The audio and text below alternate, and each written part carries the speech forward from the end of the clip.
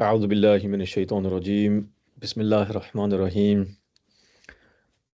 First and foremost, I would like to thank everyone for joining. May Allah bless you abundantly. We're going to be starting our session, our Tarbiyat session now, with respect to Dr. Amar Singh Sahib. The topic is the best form of righteousness is the righteousness of youth.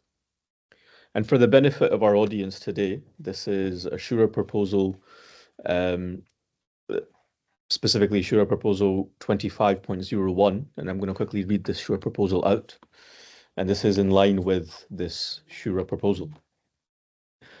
The Shura proposal states, the rapid rise of technologies such as AI, along with the constant flow of online and social media content, has made it increasingly difficult for parents to protect their children from harmful influences. At the same time, it is important that our children are able to benefit from the positive aspects of technology in areas as education, creativity, and communication. A further concern is the content found in children's programs, both on television and through streaming platforms, which include material that conflicts with Islamic teachings. Exposure to such content can influence our children's thinking and gradually lead them away from Islamic values.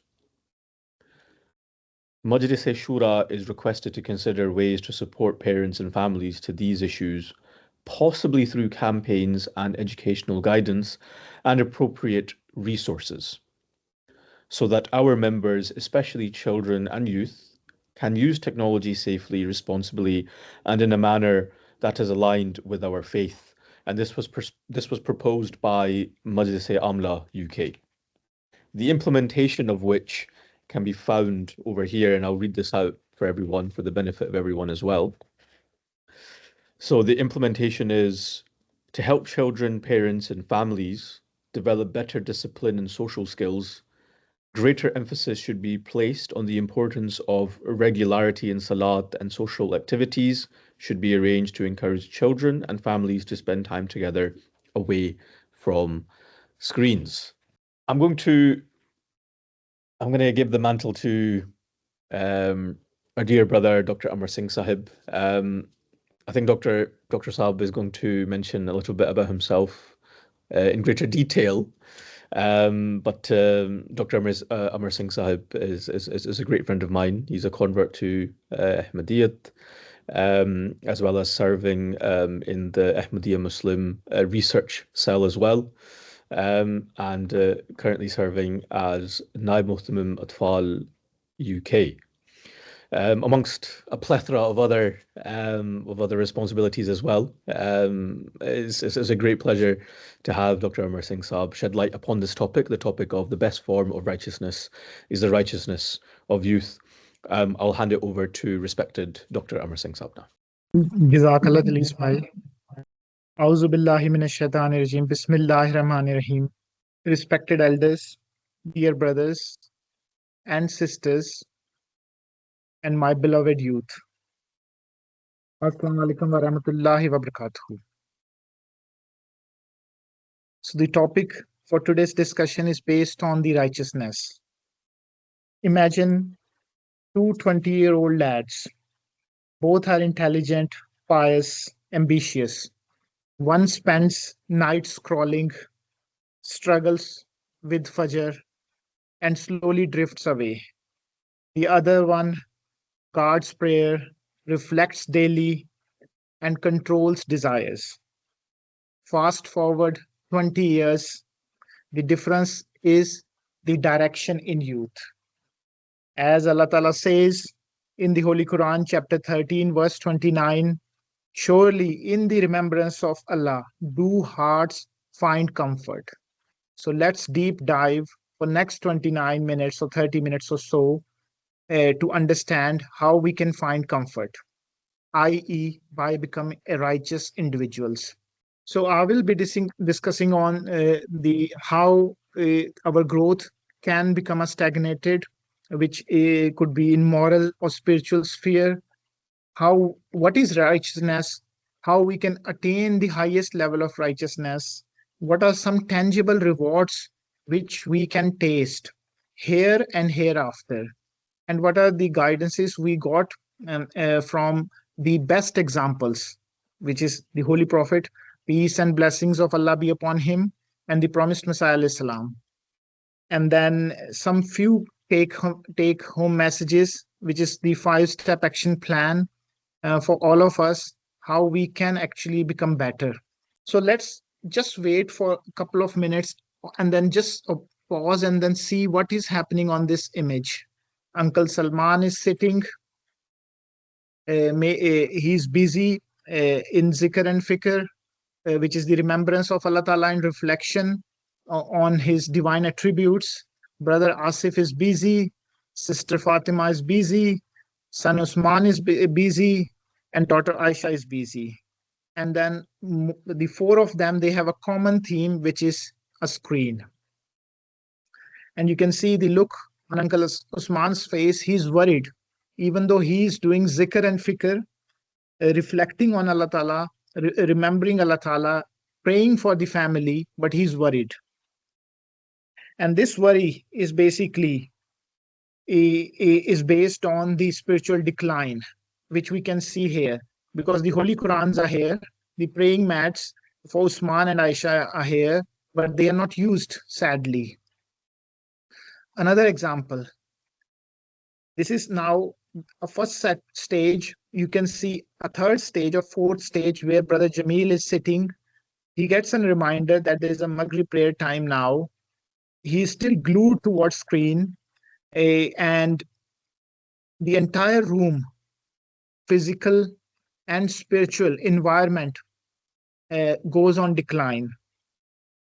And Allah Ta'ala tells us on chapter 59, verse 20, be not like those who forgot Allah.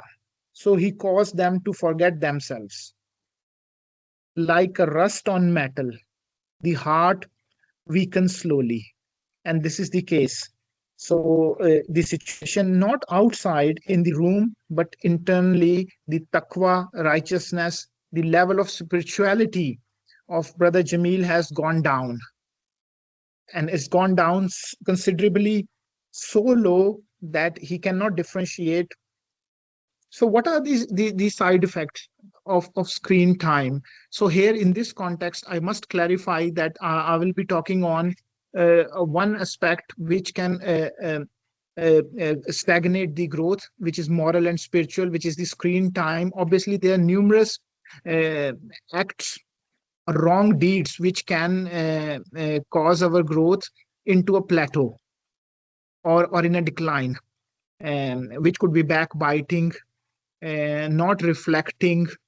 But at this context, for today's discussion, I will be just discussing on the screen time.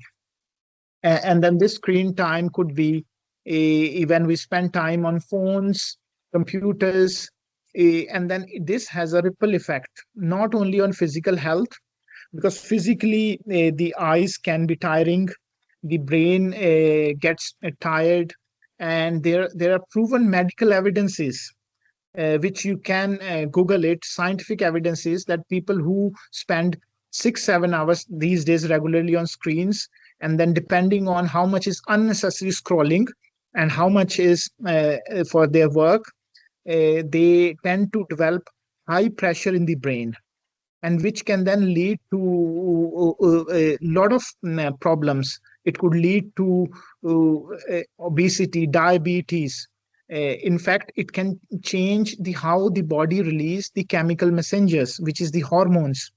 So the physical side, as we are discussing, the whole battery of diseases which we can get just due to unnecessary scrolling. As I must make it clear here now, the screens or using screens are part of our life, but we are the ones who need to strike a right balance, as Allah Ta'ala has reminded us numerous times in the Holy Quran that we should strike a right balance in life. And then this is where we are lacking. And then what about the spiritual growth? which we see a common trait these days now. Because our spiritual growth is stagnated, because we are glued towards screen, we forget to offer the tahajjud, then the prescribed prayers. As we all know, there are some prescriptive guidances mentioned by God Almighty, and one of them is prayer, and which is a non-negotiable. Uh, and then we fail to follow that.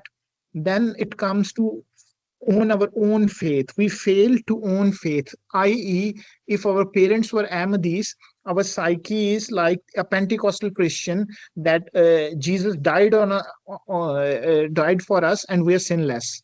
The same way we are treating sadly a very sad situation, promised Messiah Salam, that he came in and now we are sinless, because we don't know why we are Ahmadis. We don't read books, and even on screen we are not reading the books, with the literature published by Jamaat. And even if we read, how much us reflect on that? And then when I say reflect, reflection is not merely that I sit down and reflect on one point which Hazur has mentioned on Friday sermon. Reflection is about that how much I have executed in my daily life, because in this context we fail to understand that why we are Ahmadis, or what is the purpose we have been created for.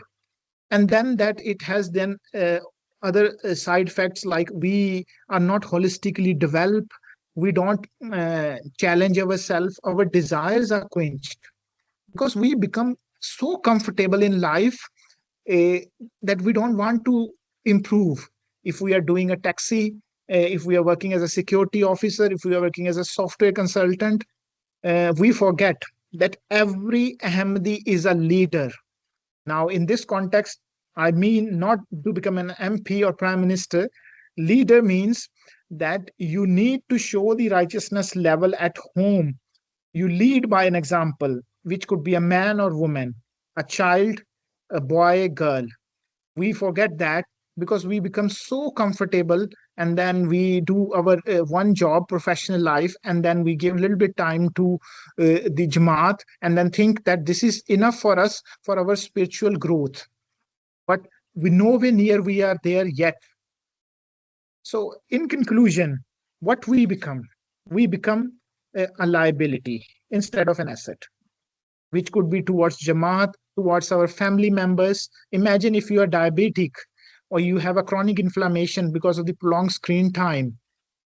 Or maybe for a young generation, particularly, a lot of marriages are broken because the male individuals are glued on the screen, and their body is producing the hormones which are not at, and which leads to difficulty in conceiving, because i.e. the seminatic fluid is not up to that quality. And we have this habit of blaming or passing the bucks, that the problem lies in girl. It's not in girl. It's a shared responsibility, and it starts with a male individual, because he needs to set up the tone. But simultaneously, as the responsibility of both of them. So, and then what happens? We become this liability. Imagine you are meeting Allah Ta'ala on a day of judgment. Allah Ta'ala asks us that I have created you, gave you a youth, life, the most beautiful aspect, and the differentiating factor between the preclinical species, the animals, and us, which is the intellect, the front cortex, which Allah Ta'ala mentions on chapter 96, verse 16 and 17, that this front cortex it contains all the malified intentions. So, which is a differentiating factor. And that is the reason we will be trial and tested on a day of judgment. And what we do, we just still spend time on screen. Moving on, I want you to just spend a minute on this as a reflecting yourself sincerely, that what you are doing these days. So we have all the material possessions in life, but we don't reflect. And then there is always a greed to that if we can get a little bit more, and that never finishes. So when was the last time you sat quietly without your phone, and then and then you were reflecting on your spiritual level. This is my question to all the brothers and sisters. And how many times in a day? On average, we spend 6 to 7 hours on a phone. I'm sure if you go and through these statistics, if you're even working using phone, maybe 3 4 hours, but then 2 hours on entertainment, that can be avoided. And you can just give a rebuttal that yes, that entertainment is needed for to switch off. To switch off, Allah Ta'ala has mentioned that we need to do his zikr. We need to remember him. We need to reflect on his attributes. We need to do prayer to get away from the screen times. That is the reason Allah Ta'ala created the 5 daily prayers. And remember the importance in this context, which Allah Ta'ala tells us on a day of judgment, that hearing, sight, and heart will be questioned. This is in chapter 17, verse 37. What it tells us, that Allah Ta'ala will ask us, and then it is about our accountability. So, what is accountability? Accountability is about that we own to our actions, and that action could be physically manifested or just mentally manifested. If I think now, sitting here, that I would like to understand on the attributes of Allah Ta'ala, that is a mental manifestation. Physical manifestation could be if I pick up the Holy Quran and then start reading about it on those 99 names of Allah Ta'ala.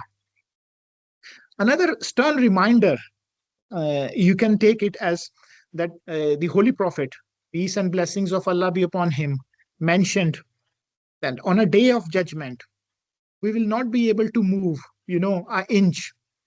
Why? Because Allah Ta'ala will ask us that I gave you a youth, life, and how you have lived it. And these are the reminders for us that we got more than what we were hoping for or our ancestors had. But still, we are drifting away. Remember the example of youth. So, what is righteousness?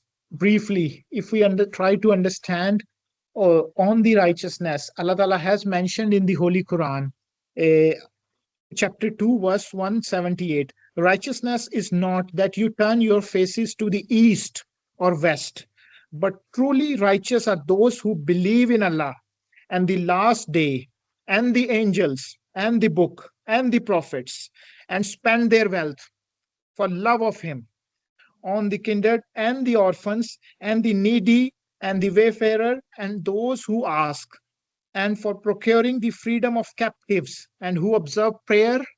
I repeat, who observe prayer, pay zakat, whenever they make a promise, carry it out. Remember, promise, carry it out, zakat. Remember, I'll come to this in a minute. And are steadfast in adversity, under affliction, and in battle. It is these who have proved faithful, and it is these who are righteous. So, if we see this cyclic process, the 4 traits. Now, here people think that, oh, I have paid my chanda, my zakat, and that is enough for me. The true sacrifice here is, my dear brothers and sisters, is about time. How much time you can give to someone. Donating money cannot tell you the entire picture, that how much you love, because people love so much time. They want to waste time on the screen, but they cannot give time, which still they don't know that we come on time, we go on time, but we don't know that time that Allah Ta'ala has created a limited time for us. And we waste a lot of seconds. On an average, individual picks up their phone 40, 50 times a day. And I'm sure if we can reduce that, and then we can try to understand that we need to have a belief in Allah Ta'ala. Yes, you might be waiting for an appointment. You might be waiting for a job interview. You might be waiting to check up your NHS letter on your phone. But have belief in Allah Ta'ala. Have patience. And remember, if you give your word to someone, try to fulfill it. Because Allah Ta'ala doesn't like when we betray our promises. So this is the first way we can understand. This is the first way we can understand about what is righteousness. Little bit on how we develop righteousness. We need to understand, without sacrifice, we cannot gain peace.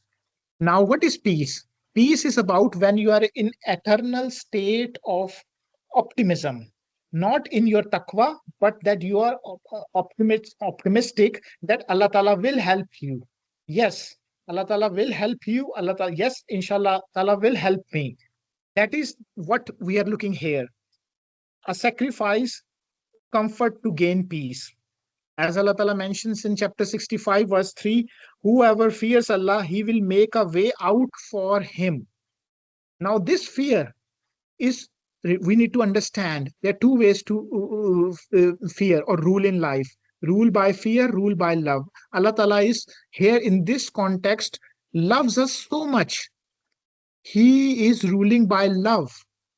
And we have not tried to inculcate that spirit till to date. Because if we have inculcated that spirit in our house, the tarbiyat starts from home. You can see there are four fictitious diagrams here, cartoons from which I have drawn. How much time we have spent as a family? How much time we have discussed on the divine attributes of Allah Ta'ala?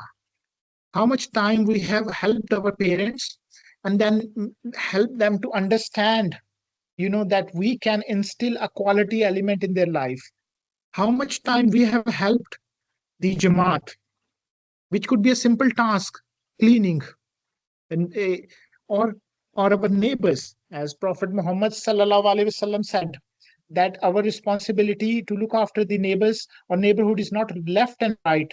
It's more than 40 houses in periphery. So how much time we have spent? How much, I always say, how much time we have spent to build the chemistry with others. Forget about the neighborhood, the people living in our neighborhood, how much time we have spent to build the chemistry, i.e. the understanding between our family members. Because we just work on a need and need to know basis that I would like to eat food, I would like to pray, but there is no reflection in both themes. So this is for us to reflect on where do we are and how we can improve. Now, the take-home message from this slide is we need to try to inculcate the spirit of sacrifice. As I mentioned in my previous slide, it's not only about giving money, paying your chanda according to Sharia. Sacrifice means you're ready to give away your time, your knowledge, your wisdom for a betterment of the society. And remember, you take pledge. We have taken, I don't know if you count how many times you have taken the pledge, and then you need to put hand on your heart, every one of you in this call. And then now I'm not asking you to answer, but you can answer it in your heart. How many times you were failed to meet that pledge? So a good point, little bit on fasting. Why fasting? It can help us to become righteous. Some people, they love food. Some people, they just want to load up so then they can relax. Some people, they will eat for sake of eating like others. They would like to have more nutritious food so they can build. Look at the recent themes that we need to have per body weight gram proteins, a marketing hawks, because I'm sure Prophet Muhammad, peace and blessings of Allah Ta'ala be upon him, was not taking any whey protein powders or eating according to his body weight, that protein. All these are fictitious traps, vicious cycles, marketing stunts. And then for this, Allah Ta'ala, more than 1400 years ago, told us to fast. Now you can think about why only this month? Why not every day? Because as an individual, as a Muslim, am the Muslim, we need to remember strike a right balance in life. And that balance, doing in a year, a month, in a year is enough. So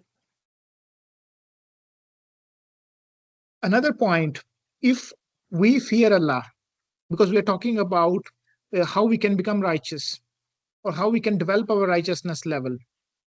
If we fear Allah, then we always think that we need to act according to the eternal code of conduct. And what is my eternal code of conduct? And yours is the Holy Quran. But how many times we have tried to understand each verse to actually put through this lens that it is an eternal code of conduct, that it has a timeless guidance. And this is for us because everyone has their own journey. Allah Ta'ala has given us the launching pad by making us Muslims, but to become his favorite child or children, the onus is on us. And then some of the 4 points which can help to do that, to time your jump, to become a favorite child of Allah Ta'ala, inshallah. Discipline. Without discipline, a man is no different than animal. Self-control. It's a non-negotiable. We touched on the remembrance of Allah, and then you sum up with reflection. Every day, my dear brothers and sisters, I can give you a simple model. EAT. Evaluation, application, and theory. E stands for evaluation, A stands for application, T stands for theory. So you got the theory, which is from in the Holy Quran. So much text in the Hadith, promised Messiah Islam's book, our previous Caliph's books, sermons, present Caliph's sermons. That is your theory. How you apply, that is the from EAT A in your life. First of all, charity begins at home. Then how you conclude, because remember, few slides ago I mentioned every Ahmadi is a leader, i.e. we need to show the righteousness level at the highest level. So then we can have a ripple effect towards others in a positive way. So talking about the true honor. So because you can ask me now the question in your mind that what I will get if I become a righteous person. So as we know, the most honorable among in the sight of Allah is the most righteous, as Allah Ta'ala has explicitly mentioned in chapter 49, verse 14. So if you are righteous, then you're close to Allah Ta'ala. And when you're close to Allah Ta'ala, you are actually in a better space. That space is not confined by 2-bedroom, 3-bedroom. That space is limitless because Allah Ta'ala is closer to our jugular vein and he has a vision of everything because he has created everything. So we need to understand this for a second, how we can become an honorable person, which is by improving our righteousness levels. One point, how our progeny has been extended from the Holy Prophet, peace and blessings of Allah Ta'ala be upon him.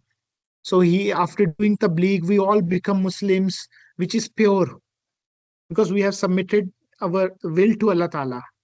Now, pure means that we have this element, which is the righteousness. And then before even I start, truthfulness. Now, I leave it with you to understand this for a second, because truthfulness leads to righteousness, and righteousness leads to a paradise. A man, in this context, a woman could be a generic form. It has mentioned man, but it could be a woman. A man keeps on telling the truth until he becomes a truthful person. And then the falsehood leads to wickedness, evil doing. And then that leads to hellfire. And then this is a vicious cycle. So my dear brothers and sisters, my humble request to you, the simplest way is in life, we as an Ahmadi follow a one recipe, which Hazur has numerous times has reminded us. And one example would be as a father. If we consider Hazur as our father, a spiritual mentor, you know, I will be very worried as a father if I have to remind my son or daughter again and again. So it means we are not reflective enough. And what reflection Hazur every time reminds us that we as an Ahmadi work through prayer and hard work. Imagine if you want to become a pilot in life, that your hard work could be 50 or 70%, and then prayer could be 30%. Everyone has their own way to strike a right balance. But if my spiritual mentor has to remind me every time, then it means as a son, as an obedient son or daughter, I'm not reflective enough. I lack the blessings of foresight. So what are the guidances we can get from the promised Messiah alayhi salam? As I'll show it here on the righteousness. Promised Messiah alayhi salam, how beautifully penned down on righteousness. In the Holy Quran, more emphasis has been laid out on virtue and righteousness than any other commandment. We pause here. So you can see that the emphasis on righteousness and as a commandment. The reason, now we can skim through the reason, is that the righteousness bestows the strength to resist all vices, urges progress towards all good. Remember the holistic development as a leader. Righteousness is in all circumstances a charm that guarantees security and a citadel for safeguarding against all harm. So now this is a recipe. If you ask me that, what is the recipe of success or attaining the highest level of righteousness, I'll say in this one paragraph, how beautifully the promised Messiah Islam has penned down this recipe. The onus is on us. How do we take it bit by bit and then implement in our life and in our family members' life? Because if we see that if we are not righteous, then there is the other side of the story, that they sow the seed of dissension among the people through their hasty actions and suspicions and lay themselves open to objection, which could be here and hereafter. So it's up to us how we can become a righteous. So now what are the rewards? I would like to briefly touch on the rewards, that what rewards will we get, as in chapter 56, Allah Ta'ala has mentioned, there will be, we know there is no denial that there will be a day of judgment. The Holy Prophet Muhammad, peace and blessings of Allah be upon him, mentioned that the person who grows up in the worship of Allah Ta'ala, this could be a youth, this could be anyone, any age, that person will be granted a shade on the day of judgment. This shade has been explained in the Holy Quran, chapter 56, from verse 8 to 13. You can skim through on your slides, that we will be divided into three groups. How lucky are those on the right hand of Allah Ta'ala on a day of judgment? How unlucky are those who on the left hand? And how beloved are those who are the foremost, and they are the foremost, and they have achieved the nearness to God Almighty, and they will enter to the gardens of paradise. So this is a reward. Imagine the Creator is giving you a recipe, not only to succeed here, but hereafter as well, in both worlds. But we are making sure that we made our life, sorry to say, difficult to live here, and then we are expecting to get highest rewards when we go upstairs, close to Allah Ta'ala. In this Ramadan, we have an opportunity. We can read, recite, reflect on the verses. How many times all of us, after doing tilawat, spend at least 40-50 minutes with family members to critically ponder on each verse. Remember my tool, eat. So you have theory already. Have we applied that tilawat? And then how much we have evaluated, and then went outside as a role model, because we are leaders, and then showed people that, yes, I live those words day and day. You can answer to yourself, because we are all accountable for our actions. Allah Ta'ala also reminds us that you can build the taqwa. Remember my example on the opening slide. Two young brothers, one is spending time on screen, the second one regular in prayers. So eventually they both, one drifted in towards the right hand side of Allah Ta'ala, the other one drifted to the left hand side of Allah Ta'ala. So if we are not consistent in life, in any sphere of life or matter, we basically It shows that we lack discipline, first of all. Then it tells me, if I see this, that we are not reflective enough, because this is what Allah Ta'ala has told us multiple times. And the most important thing, if this still not sink us in our mind, that what is stopping us to become a righteous, remember, one day everything will fade away. If you have a youth, chest is pumping, the hormones at peak. If you are a settled person, software engineer, doctor, you have more bucks in the bank, 7, 8 houses, all this will fade away. Why? Because these are materialistic stuff. What will stay with you and echo through eternity is your good deeds, how righteous you are, how much help you have done to make this society better. Have you actually made someone's day better, i.e., given them something to ponder on through knowledge, your wisdom? And then all these, which we accrue now, that will have that fragrance when, as soon as we enter, that positive fragrance on a day of judgment, you can actually smell it. You will be in confidence that yes, Allah Ta'ala, I have strived every day, every single second without wasting time. I cut off all these distractions, which is the screen time in this context, because I wanted to make sure that when my father, which is Allah Ta'ala in this context, will ask me that, oh, my beloved son or daughter, I gave you everything. What did you do with it? When I say everything, is the intellect, the power to differentiate what is right and wrong. So if we strive towards Allah Ta'ala, as we know, Allah Ta'ala will guide us. And there are numerous examples. But one point I want to say here, one which we lack, we strive, but we don't strive to become excellent morally, spiritually, because we are striving. Imagine you want to strive, you want to become a better Muslim, but you don't have a goal. That is the reason.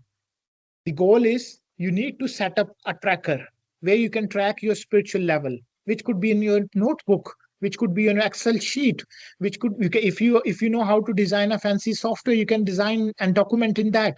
And that actually simply tells us what you have read, how much you have reflected. Then you can come back next day, next month, next year, 10 years, and then also discuss it with your family members, your friends in society.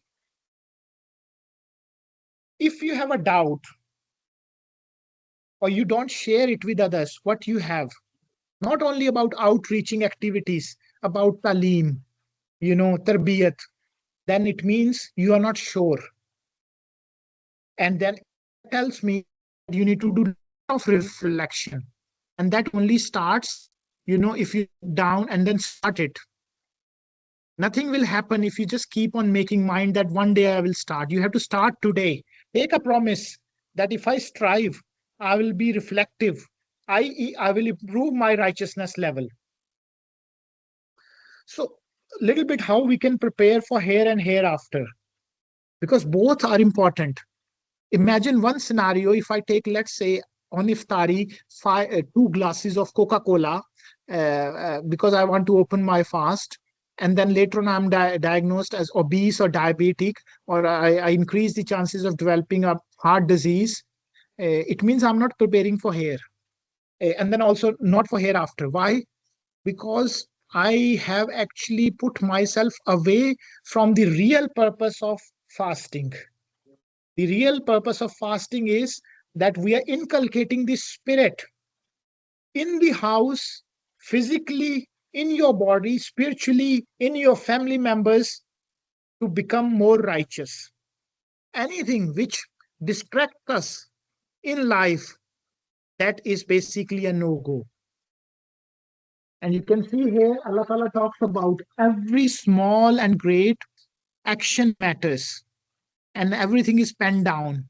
If you think that you can escape, or you can just, sometimes because we don't reflective enough, we think that, oh, I made this mistake. but how much pondering on we have done to understand that we don't make that mistake again. I.e., in this context, about setting an example that if I'm over the phone as a father, as a mother, my daughter or my son will see it that Abu or Ammi is over the phone, and then I would like to sit on my laptop, you know, and then waste time. Please remember, don't waste the time, otherwise, time will waste you. One point, if someone asks us that, about how just is Allah Ta'ala or the God Almighty, Allah Ta'ala mentions about that, on a day of judgment or even in a day to day tasks. If we try to add this, instill this principle, our life will become so beautiful.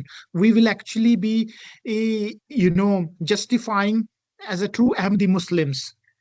Why? Because if you can see, imagine one atom. If I pluck out one single strand of hair on my head, that has 500,000 carbon atoms.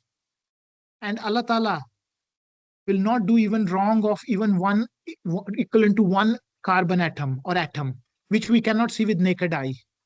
So we are talking about that minute level or magnitude. So, my dear brothers and sisters, my humble request to you is please reflect. Without reflection, there is no difference between us and animals. And then, if we reflect, you can see we will be forced directly, intentionally, or through others. At least we will be on the right path where we'll start doing good deeds. And then it's not about multiplying that how much bank balance I will accrue it. It's about how much spiritually you nurture yourself. Remember the phrase I gave you, eternal optimism, that yes, Allah Ta'ala will help us. But a prayer without hard work is a mockery of prayer. So remember, we Ahmadis work on a combo, prayer and hard work. So we need to do both. Then we can think of that, yes, not about reward still, but that, yes, I need to push now up to highest level, another level. So my recommended 5-step action plan to you is, first of all, understand your duty as a human being. If you don't understand your duty as a human being, which is, yes, to worship Allah Ta'ala, but if you're not trained as a minister of religion, you're trained as a, let's say, taxi driver, a security officer, a consultant, doctor, then you need to spend that time after worshipping Allah Ta'ala on the prescriptive guidance, which is in this context, namaz and tahajjud, but then also doing lot of reflection on divine attributes of Allah Ta'ala with whatever you do in the society as a positive impact. Remember, we are leaders. So you need to show your highest level of righteousness whenever you're picking up your customer. You are opening a door for a customer as a security officer. As a consultant, you are doing an operation. Highest level of righteousness. Because if Hazur, as our spiritual mentor, every time, every Friday sermon reminds us, and imagine as a father or mother, you have to do it every time to your son and daughter. It means it is not sinking in, it goes in and comes out, or i.e., we are not reflective enough. Both are situations where we are forced to not justify, our position as a human being. Then I know we need to embrace the technology, which could be AI, but the onus is on us. How we can reduce the unnecessary screen time. And I'm sure each one of you will today go to your phones and see how much time you have wasted in just flicking through the YouTube shorts. If they were informative, then you need to write down on your spiritual tracker, which is on your notebook as an old school individual, or in your Excel sheet, what you have learned and how much you have discussed, imparted that wisdom with your family members, and how you will take that forward. And all these are my recommended 5-step action plans, But one of the non-negotiable is that if we don't ponder on each and every word of Holy Quran, reflect, revise, recite, if we don't take these 3 hours, will not do justice. Every verse, even if you take a single verse and then just sit down, reflect, try to look at esoterically, exoterically, that where can I do literal translation, that directly what it means, how it is a timeless guidance. If there is a gap, that by giving a simple answer is not enough, and as an excuse that I'm not a trained murabbi or imam, you need to understand that Allah Ta'ala has given equal intellect to everyone. How we use it, that is the important factor. Then also my humble request to my brothers and sisters, don't treat uh, our spiritual mentor, Hazur, as Aladdin's lamp. That write a letter to Hazur, I'm not getting a job. Write a letter to Hazur that I have diagnosed as diabetic. Yes, you can do that. But how, remember, we work on a prayer and hard work. Hazur has numerous times mentioned this, that we as an Ahmadis work on prayer and hard work.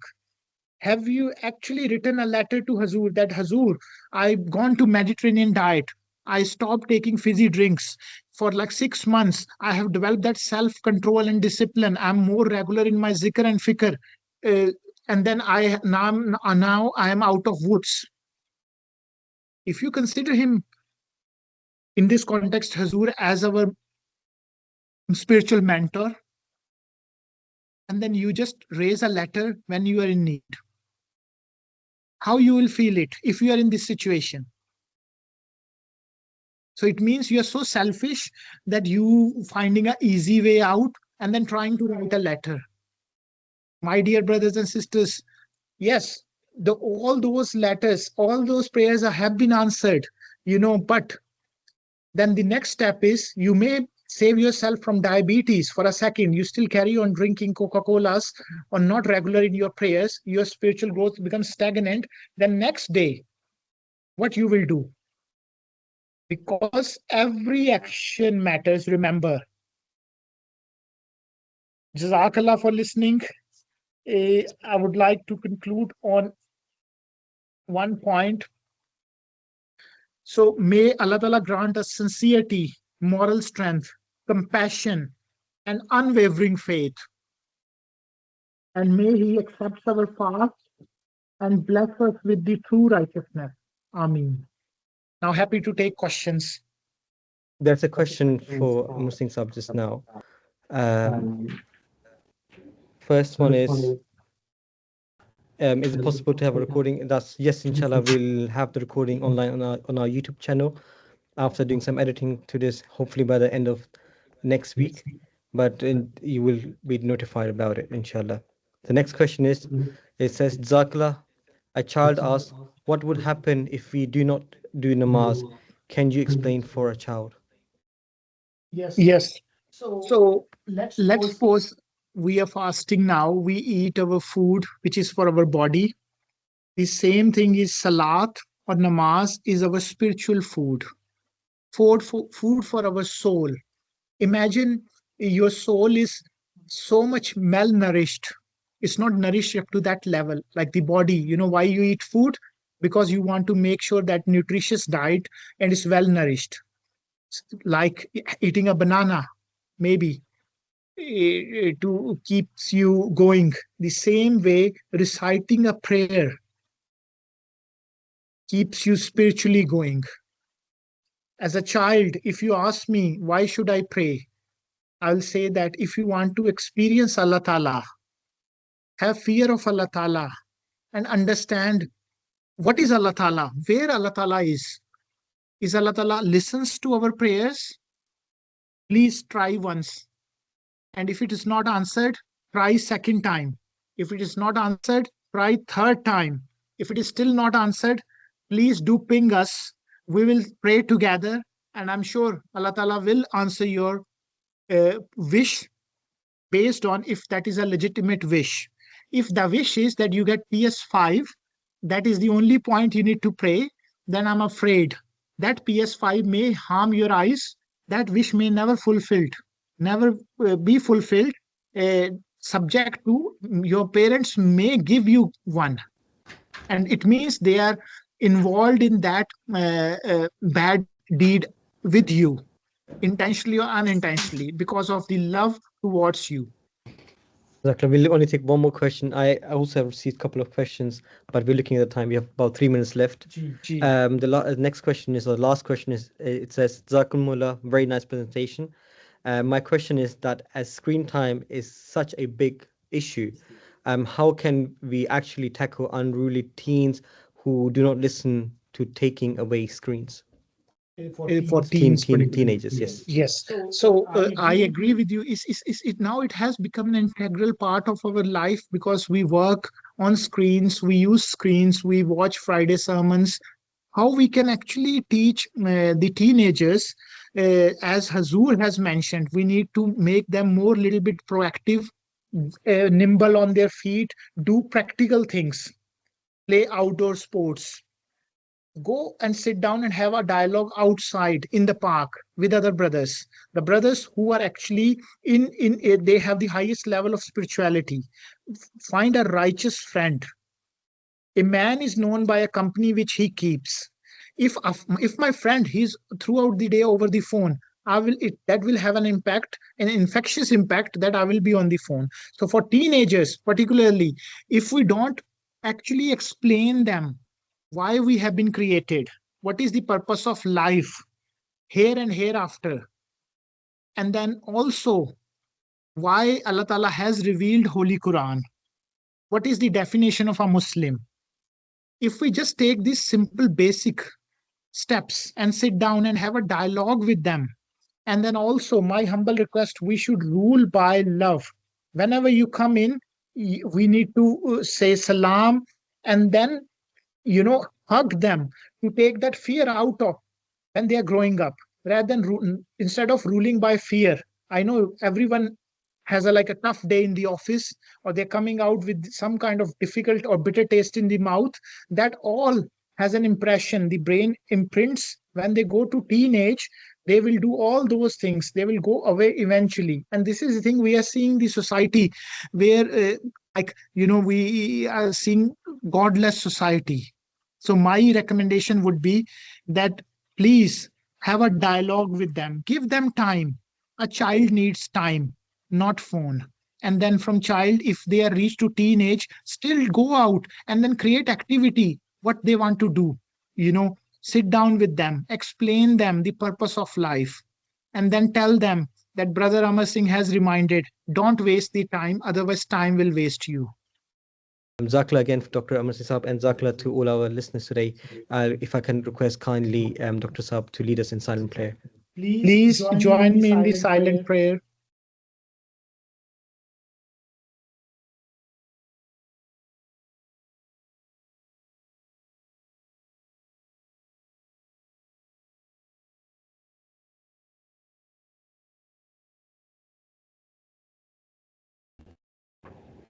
Ameen.